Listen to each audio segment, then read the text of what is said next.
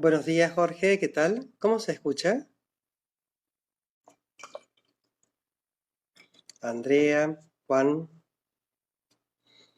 Manu, ¿qué tal? Buenas, buenas tardes acá en estas latitudes.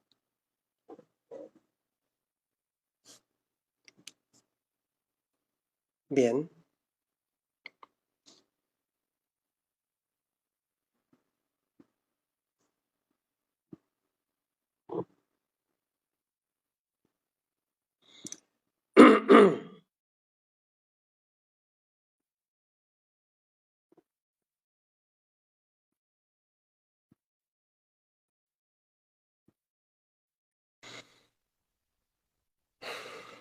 Muy bien. Estamos en un ratito nomás, comenzamos con el doctor Leandro Dionisio, ¿Cómo andamos, profesor de Julio? psiquiatría. Hola, Leandro, ¿qué tal? Bueno, aproveché Acá que te vi estamos. ahí, digo, yo sé que tienes otro compromiso luego Sí, a las 8. a las 8, así que bueno, nada, es un ratito compartir con los seguidores y bueno, Bárbaro. sobre todo a poder agradecerte la posibilidad de compartir con nosotros tu expertise desde la psiquiatría. Y bueno, yo te pasé un par de preguntas que me hicieron hace un rato Sí, respecto a, bueno, respecto a inquietudes a la psiquiatría, salud mental, cuándo hacer una consulta. Y después abordamos el tema de la importancia que tiene para nosotros el desarrollo de sobre todo lo que es la atención focalizada para estabilizar el nivel, lo anímico al momento de hablar de salud mental. bien. Bueno, ¿querés que empecemos con las preguntas? Así Por vamos. supuesto, Si vos yo sos me el olvido que... de alguna, vos poneme en tono, así ya le meto pata. Porque hoy he Dale. tenido un día, mira, estoy como vos, que cuando tenés esos días intensos, ¿viste? Sí, Tuvimos sí, tal una cual. charla con un psiquiatra italiano, bueno, la verdad que estuvo muy interesante, Sí, estuve sobre todo viendo en algo esa... de eso, sí. Bien. Mira, en primer lugar, la psiquiatría, tanto como cualquier otra ciencia de la salud mental o que está relacionada con la salud mental, uno puede ir cuando quiera. No es que hay que ir en determinado momento. Es cierto que quizás en los tiempos, los modos en que se han ido generando las distintas corrientes de intervención psicoterapéutica, sobre todo, ha hecho que, bueno, uno vaya quedando más atrapado dentro del campo de la enfermedad, ¿no es cierto? Entonces, bueno, Exactamente. entonces ahí sí es como que hay un límite. Pero nadie puede negar que el conflicto humano trae sufrimiento. Vos mismo te he escuchado más de una vez cómo trabajas ese tema del sufrimiento y que, bueno, es lo que por ahí es lo que más moviliza a la gente. Hay un clásico que yo siempre cito, que, bueno, Jasper ha sido uno de los maestros de la psiquiatría, que él decía que la psiquiatría produce, las enfermedades psiquiátricas producen sufrimiento a uno o hacen sufrir a los otros.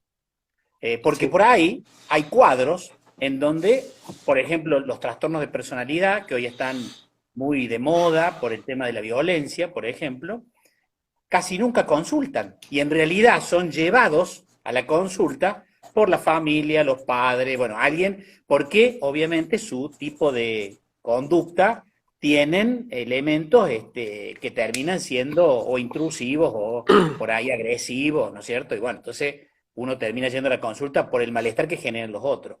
Pero el malestar, que vos lo clasificas dentro de lo que es el espacio del sufrimiento, se da en la mayoría de los cuadros psiquiátricos y es quizás la principal motivación, ¿no es cierto? Que es la que te Ujú. lleva a la consulta.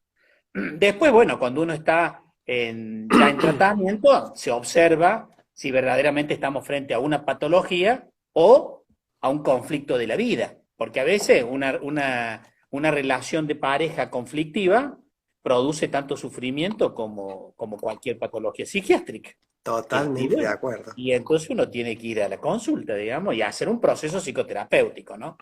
Para Tal que de esa cual. manera, porque digo, el autoconocimiento ayuda y la terapia, las psicoterapias en términos generales, tienen que ver con ese darse cuenta, el darse cuenta, ¿no es cierto? Que no es solamente que uno se lo diga, porque en general las estrategias no son de decir, sino que ayudar a que el otro registre y pueda darse cuenta solo, sin, digamos, ninguna intervención de palabra, me refiero, sino por ahí intervenciones que te ayudan a pensar. Y en el pensar podés irte dando cuenta de cosas, ¿no es cierto?, que te ayudan indudablemente a resolver tu malestar. El borde con la enfermedad, bueno, obviamente hay un límite, nosotros tenemos distintos cuadros, en general, todavía sigue habiendo un gran porcentaje de cuadros que tienen que ver fundamentalmente con aspectos psicológicos, pero obviamente los avances de las neurociencias nos han permitido encontrar ciertos basamentos biológicos que es donde se funda en las intervenciones psicofarmacológicas, que obviamente traen un bienestar, casi te diría automático, y es lo que por ahí la gente intenta encontrar rápidamente. Que yo soy reacio a eso, porque yo creo que el medicamento tiene que ser usado al solo efecto del equilibrio químico necesario, pero no como la herramienta que me dé bienestar, solamente. Si yo no hago un proceso psicoterapéutico, no sirve de nada, porque todo tiene un tenor de acostumbramiento en el organismo que hace que uno tienda a buscar más cosas, más medicamentos, y no terminas resolviendo las cuestiones de fondo. Claro, Sobre por todo, allí. Julio, Sí, sí, por favor. en este aspecto que te digo yo, por ejemplo, los trastornos por ansiedad, todos, incluido el ataque de pánico, Ujú. tienen que ver con cuestiones eminentemente psicológicas, hasta el momento. De hecho, los TOC que estaban dentro de esos cuadros hoy han sido Sí, sacados por el conocimiento que se tiene ya de la biología del TOC. Después vienen los trastornos afectivos, que tienen más biología por ahí por supuesto que hay una zona gris, todo lo que son las depresiones reactivas, tienen un componente psicológico, ¿no es cierto? Y de ahí tal te vas cual. yendo a los cuadros más complejos, como por ejemplo la psicosis, digamos. Pero Ujú. en términos generales, precisamente, como el basamento psicológico sigue teniendo una preponderancia, herramientas como la meditación, indudablemente, ayudan porque te dejan de ser, o te ayudan a dejar de ser vulnerable. A mí me Vos parece que el sabés, gran tema hoy es la vulnerabilidad. sí, vos sabés que la, la meditación da paso al mindfulness y hoy por hoy el mindfulness como reconocido dentro de la medicina da paso a la meditación, ¿viste? Y quería preguntarte, cuando vos hablas, para aclararle a la gente que nos está escuchando, vos nombraste trastornos de la personalidad. ¿A qué te Sí. refieres con trastorno? ¿A qué se refiere la psiquiatría cuando dice trastornos de la personalidad? Bueno, ahí tenemos que tomar, digamos, varios autores, pero en términos generales, el límite entre lo que es una personalidad con dificultades y una personalidad normal está dado fundamentalmente por el tipo de relacionamiento que uno tiene con respecto a los otros. ¿Sí? Normalmente, todos los trastornos de personalidad, a lo largo de su historia, tienen dificultades de relacionamiento de pares. Vos vas a ver en su historial que no han tenido posibilidad de armar, o han tenido dificultades cuando niños, o han tenido en la adolescencia, no han tenido grupo de pares, y bueno, y en la vida van desarrollándose de esta manera con fuertes dificultades en establecer vínculos. Te diría que ese es el signo guión, y yo siempre le digo a los alumnos que es lo primero que tienen que explorar desde la medicina, porque a veces el trastorno de personalidad te lleva a cometer mala praxis. ¿Me entendés? Porque, bueno, Totalmente. quieren operarse, hacer cosas que no corresponden o no, y por ahí los médicos, en este afán de querer encontrar enfermedad, le vamos siguiendo la corriente sin darnos cuenta que estamos detrás de una persona que no tiene una personalidad adecuada. Podríamos Ahora, decir, perdón, Eysenck, que fue uno de los grandes cultores y poco tal cual. estudiado en la psicología, fíjate vos, Eysenck fue uno de los primeros que trabajó el tema de la vulnerabilidad en la personalidad, porque el primer elemento de vulnerabilidad está en la personalidad. La personalidad, fíjate que es casi como el aparato inmunológico. O sea, si yo tengo una buena personalidad, ¿qué significa una personalidad adaptable? Que tengo posibilidades de, frente a cualquier circunstancia, seguir avanzando, que tengo capacidad de relacionamiento, que puedo amar y dejarme amar. Bueno, todos estos elementos conjugan lo que es una personalidad adecuada, digamos, para no hablar de normalidad y anormalidad, de una Ujú. personalidad adecuada. Ahora, Eysenck descubrió que existían ciertos factores que cuando aumentaban, por ejemplo, la impulsividad por sobre la responsabilidad, por ejemplo, o la introversión por sobre la extroversión, No sé si se entienden los términos, bueno, vos sí que seguro que sí, pero digo, para la Sí, gente, ser pero tímido decime, en extremo o extremadamente sociable, ¿no es cierto? Sería entre introvertido y extrovertido, o muy impulsivo, tomo decisiones sin pensar nunca, o extremadamente responsable. Él puso esos niveles, fíjate qué interesante, como es dimensiones, le llama él, dimensiones de la personalidad, y él decía, las personas que conjugan alto nivel de impulsividad y alto nivel de introversión son personalidades vulnerables. No sí, son trastornos de personalidad, son personalidades vulnerables, ¿sí? Y además, que fue por ahí por lo que lo criticaban, pero que fue muy interesante lo que él decía que, fíjate qué interesante esto, que la extroversión, introversión, sí, tenía que ver con el nivel de estimulación propia que teníamos dentro del cerebro. Si yo tengo gran cantidad de estimulación interna, ujú, tiendo a ser introvertido, porque evito, esto decía Eysenck, evito la estimulación de la circunstancia, del contexto, ¿no es cierto? sí, Porque me termina haciendo mal. Entonces tiendo a ser introvertido por el nivel de estimulación interna que tengo. Yo pensaba cuando estudié Eysenck y después lo seguí, porque es un tipo que ahora se lo trabaja mucho en violencia también, porque después apareció otro personaje que es Costin McCrae, que trabaja otras sí, dimensiones. Pero bueno, todos estos tipos que trabajan dimensiones de la personalidad, en donde estamos hablando de cómo se construye una personalidad vulnerable, ¿no? Que, digamos, es previa a la patologización de la personalidad, que es otra cosa. totalmente. Las características de personalidad, como te digo, que funcionan como un aparato inmunológico, ¿no es cierto?, hacen que en vos, por ejemplo, distintas pérdidas tomen un recorrido de depresiones más simples, Totalmente. si tienen que terminar en una depresión. Pero en el caso de que haya vulnerabilidad o trastorno de personalidad, el recorrido de esa depresión va a ser más tortuoso, mucho más compleja y probablemente con más dificultad de tratamiento. Seguro. Para esto sirve. Ahora, ¿qué es lo que a mí, cuando yo releía esto a raíz de tu invitación, dije, mira qué interesante cómo se conecta con la meditación? ¿Por qué? Porque si en el modelo este de Eysenck, la extroversión e introversión tiene que ver con la alta productividad estimulativa interna, que yo creo que es el tema de los pensamientos, fundamentalmente, ¿no es cierto? Y por otro lado, la impulsividad, responsabilidad, son dos elementos que todas las bibliografías que vos lees sobre meditación trabajan sobre esos dos aspectos. O sea que la meditación no es solamente una buena herramienta para estar más tranquilo, puede ayudar a forjar personalidades menos vulnerables, mucho más Sí, fuertes. tal cual. Vos sabés que esto que vos dices, cuando uno puede reducir el mundo interno de los pensamientos, lo que hablamos de los componentes mentales, el sujeto va, creemos nosotros, y la práctica lo demuestra, que puede adaptarse mejor a las circunstancias, al tener al desear, como decíamos los otros días, de otro modo.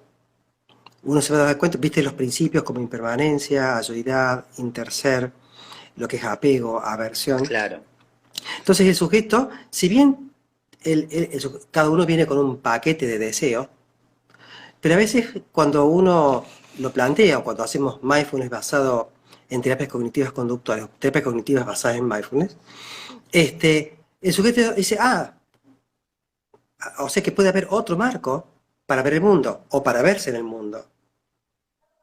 Entonces, también eso le da cierto ordenamiento al sujeto, uno toma elementos del budismo y se los brinda. Podés seguir con tu esquema o con tu deseo o con las ganas que vos tienes de hacer cosas, por más que te hagan mal, o por allí hay otro modelo que puede servir también. Entonces, el sujeto va comparando, y lo que uno observa en la clínica, que cuando el sujeto es sano, empieza, o tiene muchos recursos sanos, empieza a tomar elementos y decir, bueno, fíjate vos que este paradigma esté un poco más piola que me heredaron mis padres. O este otro elemento me ayuda mucho mejor en la contingencia. Cuando vos hablabas de, ahí es donde lo noté yo, me he comprado Un Un cuadrado de anotador, que lógica. tenés una... Sí, es un plomazo, porque tenés que dar la vuelta para el otro lado, la hoja.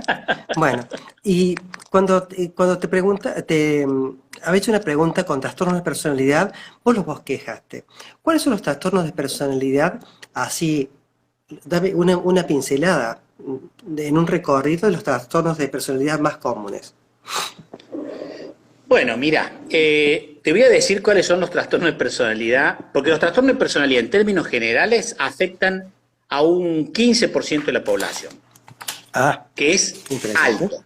Vos imaginate que una psicosis es el 2%. Sí, Y los trastornos de ansiedad están en el 20%. O sea, lo más frecuente son los trastornos de ansiedad. de ansiedad. Y entre los trastornos de ansiedad y los trastornos de personalidad, los trastornos afectivos, o sea, las depresiones, los bipolares, bueno. Ujú, En el caso de los trastornos de personalidad, más que los más frecuentes, pues yo te englobaría ahí todos los trastornos de personalidad, te ujú. diría cuáles son los más complicados, primero, porque son los que se están observando en las consultas, sobre todo en el tema de violencia. Por Bien, ejemplo, te hago el te interrumpo. narcisista. Sí, bueno, iba a ir a eso. Perdóname. Los trastornos de personalidad, ¿qué porcentaje me dijiste? Más o menos entre el 12 y el 15. Bien. Algunos autores, fíjate vos, que hablan de que hay subdiagnóstico.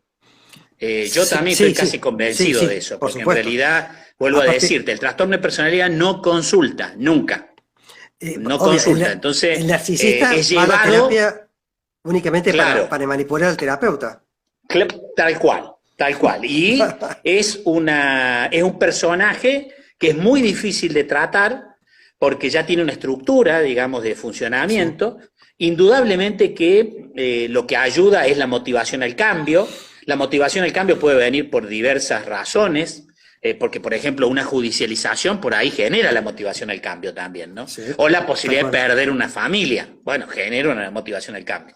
Pero si no hay motivación al cambio, que además se da con alto porcentaje la no motivación, las posibilidades de intervención son casi nulas. Pero vos qué Casi tenés? nula.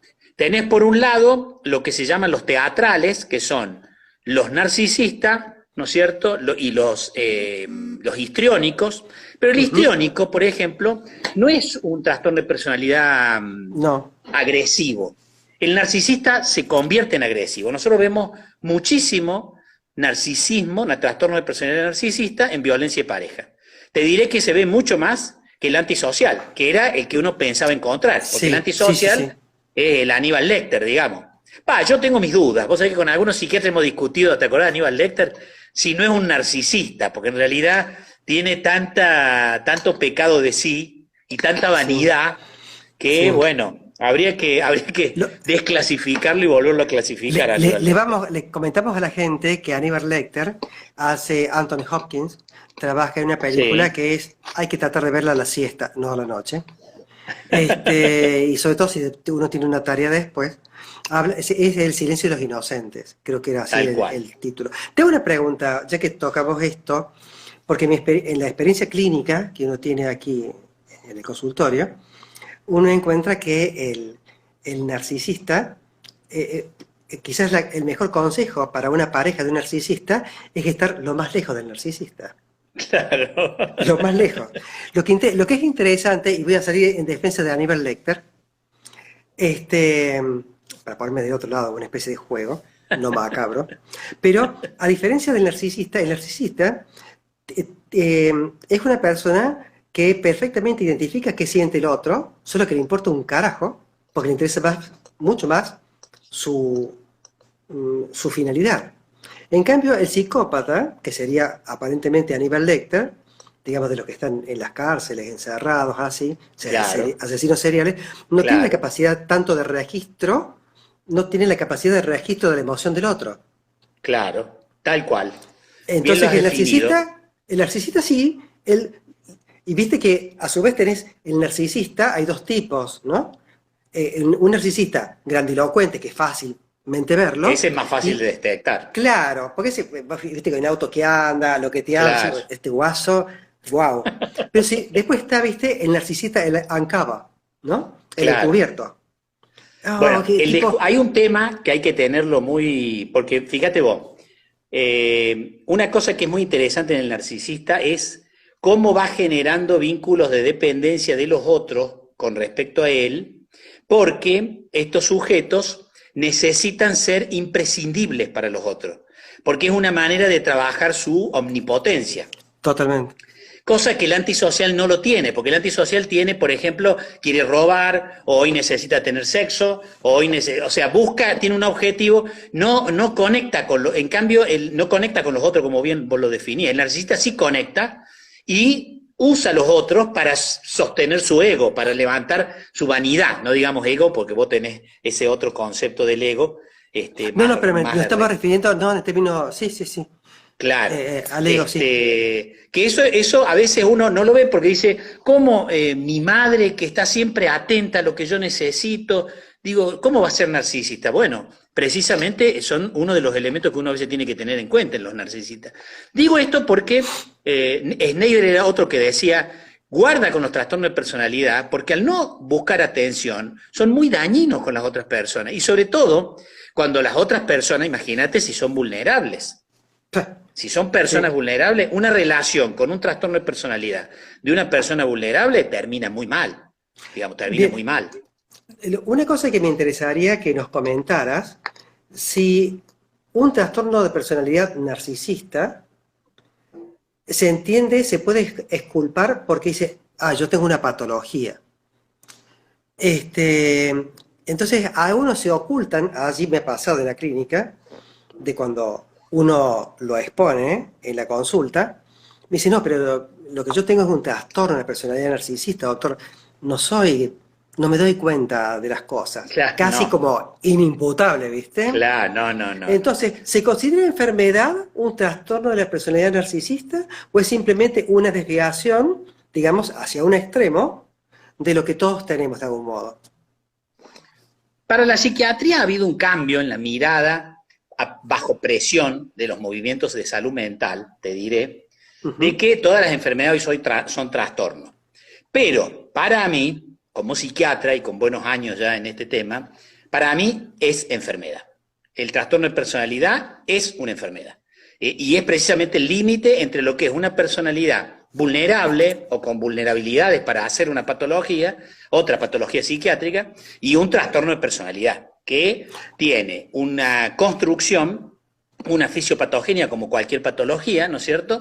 Y un desarrollo. Tiene tratamiento también, obviamente que lo tiene. Todo trastorno de personalidad se puede, digamos, trabajar, se puede resolver, pero depende mucho de la posibilidad de que el sujeto te permita trabajar. O sea, si el sujeto no tiene ganas de cambiar, no hay ninguna... Bueno, es imposible, o sea, eso es ahí sí, obviamente, como pasaría con cualquier cuadro. Pero vos me preguntabas, entonces, si era una enfermedad. Y después me decías lo de la justicia. Para la justicia argentina, los trastornos de personalidad, ninguno entra, es una discusión, ¿no? Pero ninguno entra dentro del rango de patología mental pasible de pérdida de conciencia del hecho. De pérdida de conciencia del hecho, porque la gran discusión es la pérdida de conciencia del hecho.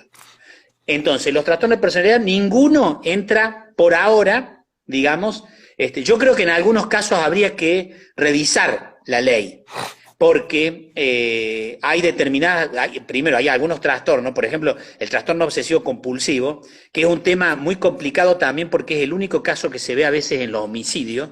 Fíjate vos, porque el homicidio está acompañado de una obsesión y una compulsión al respecto de lo perdido, que es la pareja, digamos. Sí. Y termina, ese objeto de amor se convierte en un objeto de odio, entonces, y que puede terminar siendo muerta, digamos, es el único factor que se ha visto. Nosotros ahora estamos por hacer un trabajo en la penitenciaría de Bower sobre estos puntos, porque queremos encontrar qué elementos de personalidad juegan en los homicidas, sobre todo, porque es donde mucho menos hay trabajo, ¿no? Pero bueno, es patología, pero no es considerada dentro de las patologías que hay pérdida de conciencia. O sea que por más que vos hagas el diagnóstico de un trastorno de personalidad, a mí me pasó con el caso, ¿te acuerdas del caso del cura que quemaron en Altagracia? Yo estuve en ese peritaje. Sí. Y bueno, los asesinos en ese momento, bueno, indudablemente eran antisociales, digamos, el diagnóstico era evidente con todos los psiquiatras que hicimos las pericias, y sin embargo en ningún momento se dudó de la conciencia del hecho. al momento de la realización del acto, ¿sí? Además, el tipo era muy claro, dijo, yo necesitaba dinero, y lo único que tenía era este cura que no me lo quería dar, y bueno, lo tuve que prender fuego, matar. O sea, el relato era así, muy claro, digamos, no había dudas de su conciencia del hecho. O sea que no solamente que no había duda de la conciencia de derecho, sino que también, a pesar de que puede conectarse con el malestar y el sufrimiento del otro, antepone su necesidad de logro, en este caso del robo. Pues Tal cual. fue un homicidio en ocasión de robo. No hay límite. No hay No hay límite. límite para el objetivo que se propone. No hay límite Exactamente. humano, no hay límite de ningún tipo, digamos. Ese Te es puedo hacer una... típicamente el antisocial. Bien, tengo una pregunta que me surge así, por supuesto. Una Esto cosa no que es... no te dije, Julio, Por perdóname, favor, que te lo por agrego ahora favor. porque lo estoy pensando. Una cosa que se ve mucho en adolescentes, sobre todo, primero, hay que aclarar que para la psiquiatría hasta los 18 años uno no puede hacer un diagnóstico de trastorno de personalidad, porque supone que tiene que haber una maduración, bueno. Exactamente. Pero los expertos en personalidad, que en Argentina hay varios, están convencidos que uno puede detectar el problema a partir de los 8 años. Si bien no puede hacer el diagnóstico, lo podés detectar a partir de los 8 años. Y lo que más se ve en la Argentina en adolescentes es el trastorno de personalidad límite, que se puede Sí, confundir con depresión. Ojo, porque sí, son personas que tienen un estado de humor muy lábil, y te pueden estar insultando de una manera espantosa y salir de la casa e irse con los amigos a festejar el cumpleaños de no sé quién y divertirse. O sea, no, la culpa no juega ningún rol de ninguna manera y tienen estas especies de explosiones, digamos, emocionales de un extremo al otro en el mismo tiempo. Y otra cosa que se ve muy frecuentemente es el daño en el cuerpo. Suelen dañarse, ¿viste? En los antebrazos, sí, sí, yo lo digamos. veía mucho en la policía, eso, pero en los Claro, calabozos. se producen cortes. Bueno, por eso te digo que ese tema en adolescentes se ve bastante. Vos que me preguntabas sobre la frecuencia, ¿no? Sí, sí, sí, sí. Tengo una pregunta para refrescar mi paso por la facu y psiquiatría en particular. Cuando hablamos de trastornos límite de la personalidad, ¿estamos hablando de trastornos borderline? Perdóname que acá estoy viendo que dice la gente que no se ve. ¿Lees ahí el chat? Ah, no, no lo veía, pero se ha tildado como tu imagen, no importa, pero todos modos te conocen ya a esta altura. ¿Y me escuchan? Sí, ¿Y te vos me escuchan escuchás? perfecto. Yo te escucho perfecto. Ah, bueno. ¿Y vos me ves, Julio, o no? Yo te veo. Ah, perfecto. Bueno, mientras me vea el entrevistador, ya. Sí, sí, yo, ¿Qué me bueno, preguntaba, Julio? no te dije nada porque tenemos poco tiempo y digo, no quiero meter la Sí, pata porque vos estás apurado. Mira, quería preguntarte si el trastorno límite de la personalidad es lo que uno escucha como trastorno borderline. sí, tal cual. Bien, yo lo Ese es que, el límite. Ese es el sí, famoso trastorno límite. exactamente, sería como una especie de sinónimo, de algún modo. Fíjate que el límite, el narcisista y el antisocial son los que se llaman empatía cero. Sí, sí, sí, sí. Bien. Y el antisocial. Pero no estamos hablando de un psicópata, estamos hablando de todas estas personas No, no, no. registran No, qué es lo que porque el siente el otro. psicópata quedó allá en el tiempo. Ya no se habla más de psicopatía, porque en realidad fue ocupado por lo que se llama las personalidades antisociales. O sea, y Bien, además aparecieron los trastornos narcisistas y los límites que por ahí tienen cierto comportamiento, registros claro, psicopáticos. exactamente, perversón, digamos, Sí, concretamente. perversos. Podríamos decir entonces, digamos, desde el otro lado, ¿no? Podríamos decir, sin esculpar, por supuesto, podríamos decir que eh, en la etio y la fisiopatogenia, en el desarrollo de la conducta de los trastornos de personalidad, en realidad lo que subyace es un inadecuado, una inadecuada, o surge como un mecanismo de defensa Los trastornos de an- personalidad. ante una realidad que no puede manejar de otro modo. Esto no significa que los Mira, hay explote, ¿no? estudios que hablan de un porcentaje importante de biología. Es Ajá. más, hay estudios que se han hecho, por ejemplo, de criminales, que Sí. se repiten, y obviamente uno tiende a dudar, bueno, hasta qué punto las Ah, circunstancias ¿no es cierto? No Sí, son las sí. que están influyendo. O sea, yo creo, como la mayoría de los colegas de mi edad, de mi experiencia, de mi especialidad, que pensamos en lo multifactorial, Julio. O sea, Exactamente. no puede haber algo. Pero, por ejemplo, cómo educamos a nuestros hijos no es un tema menor. Por Si supuesto. nosotros no trabajamos límite, los chicos, bueno, y vamos a facilitar. Si el chico ya viene con ciertas condiciones biológicas, y bueno, va a ser un trastorno de personalidad. López Totalmente. Ibor, que es una psiquiatra española muy conocida, dijo que el siglo XXI se va a caracterizar por los trastornos de personalidad, por los modos en que los padres educamos con culpa a nuestros hijos. Sí, Y lo dijo totalmente. esta mujer que es una eminencia en psiquiatría. A Digamos. diferencia, Está bien, a hizo dif- foco, obviamente, sí, foco en los padres, pero por eso te hablaba de lo multifactorial. Tiene que haber elementos, digamos, hereditario, biológico. Hay que ver en la historial de esta persona, de esta historia familiar, que otros personajes ha habido como para tratar de llegar a una conclusión diagnóstica. Y por ujú. supuesto, estudiar pero claramente el tema de cómo ha sido también el tema de la educación familiar, cómo funcionan los padres, digamos, con respecto al límite, al espacio del ser y no ser, al espacio de la soledad y la Vos, vos- autonomía, bueno, vos sabés que una cosa que uno ve en la consulta cuando atiende parejas, yo todavía hago algo de familia, que muchos de los padres, gente de la edad nuestra, por debajo de los 60, sí, confunden límite con castigo, ¿vos sabés? claro, Y me hacía ruido esto que vos comentabas, la psiquiatría de los próximos 50 años se va a dedicar a esto, ¿no? Que vos claro, comentabas. Pero la psiquiatría de los últimos 50 años se dedicó a atender gente como nosotras que tenemos más bien un perfil de tipo culpógeno, ansiógeno, claro. y los hijos ¿Cómo son va un variando? reflejo del síntoma, claro. Tal cual, tal Antes, cual. ¿cómo no ibas a tener ansiedad? Y sabemos que lo hemos visto acá, que por debajo de la ansiedad y la angustia está el temor. Antes, claro que tenías ansiedad, porque por cualquier cosa te cagaban una piña. Hostia, pues, el castigo, era el castigo, o sea, castigo y límite no había ningún tipo de diferencia en ese aspecto. Seguro, Y el castigo seguro. estaba muy bien. En cambio, hoy por hoy, como dices vos, la permisividad, no, pobrecito, si yo sufrí tanto, pobrecito, ¿por qué va a sufrir Claro. tanto? Entonces, después te No encontrás. ayuda en nada. Claro, nosotros hablamos del reclutamiento de neuronas en neurociencias y es Claro. necesario el mordiente del malestar. El malestar necesario llamamos nosotros. Si el Bien. sujeto no se enfrenta con el límite y él habita un malestar necesario, no crea digamos, el espacio, el sustrato biológico para hacer reclutamiento de neuronas. Y los padres deben sostener el límite para que el chico necesariamente transite el malestar, normal, obviamente, y que diga, ah, ya sé, si al viejo no le puedo conseguir por este lado, capaz que por este sí. Entonces Tal cual, aparece la creatividad, incorporas nuevas neuronas al circuito. Che, tal cual. Leandro, El manejo de la frustración, en definitiva, Julio. good, es eso, es eso. Manejo de la No, frustración, tal cual. exactamente. No podemos, ay, no, no, pobrecito mi alma. ¿What? Chas.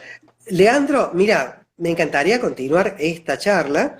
¿Y qué te parece si te invito en nada, dejo la invitación abierta? Si Dale, a la gente le interesa, por favor, deje su perfecto. comentario y vamos a, si esto ha calado como, creo yo, como una charla de amigos, de café. Lo interesante de esto, de lo decontracturado que es este, esta época de confinamiento, donde se ha normalizado tanto la salud mental que participan propios y extraños, o lo que antes eran extraños para la medicina, hoy por hoy forman parte del tratamiento. Tal cual. Porque los expertos en la vida de la gente, ¿quiénes son? Son ellos. Sí, sí, ¿Eh? así Uno, es. uno puede Muy buen ayudar. comentario. Eh, Efectivamente, la semana que viene, la otra, yo te voy a invitar también, vamos a hacer un encuentro con un psiquiatra italiano, en donde vamos a ah, pensar los efectos de la pospandemia.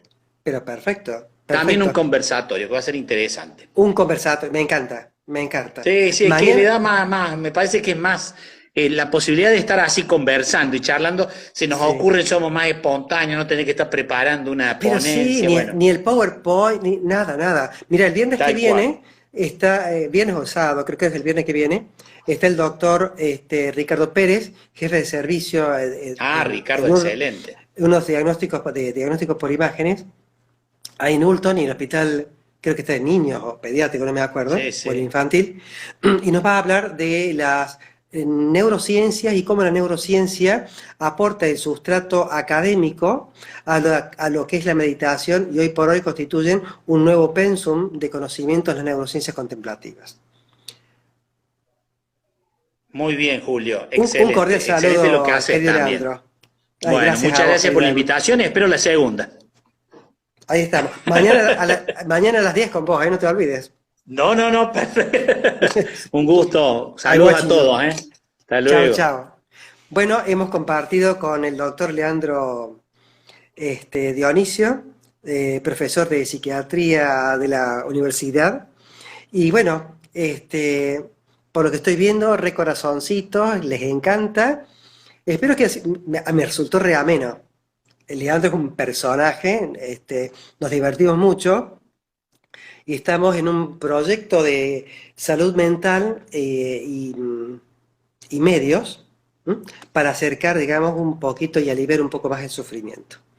Así que bueno, por allí, por lo que veo, no he tenido tiempo de leer las preguntas.